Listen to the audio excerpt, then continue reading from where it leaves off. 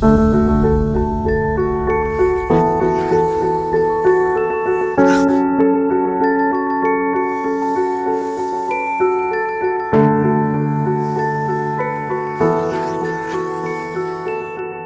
my name's Ruben, and I'm a young transgender male artist.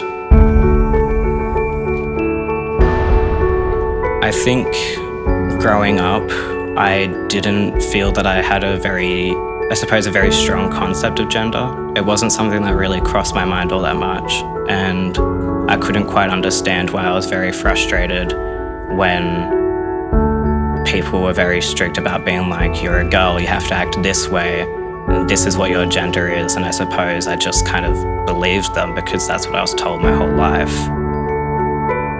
Closer towards the ages of 14 and 15, I couldn't really understand what I was feeling. And so looking online and talking to other people, I realized other people were feeling how I was feeling and that there was actually a word for it. Ever since I was little, the one thing that would hold my attention the most was like arts and crafts. I would sometimes sit down and draw for a long time. And when I realized that that's something that I could continue doing, like you can make a career out of that, or you can study it later on, then that was something I was really hoping that I could pursue later in life. Being trans is a really individual, really personal experience, and so people are going to identify differently. People are going to explain how they feel, and they're going to explain being trans very differently. And it doesn't mean that one is more right than the other, or that there is a strictly right or wrong way to be trans. In the end, it's you, it's your body, it's your voice, and you're doing that for you, not for anyone else. The most meaningful piece in my artwork so far is a really quick self-portrait that I did. I just thought it was going to be a scrap throwaway one, but I suppose I've never really looked at myself that much before. I wasn't trying to idealize how I look or anything. I was really just looking at how I actually was and drawing from that.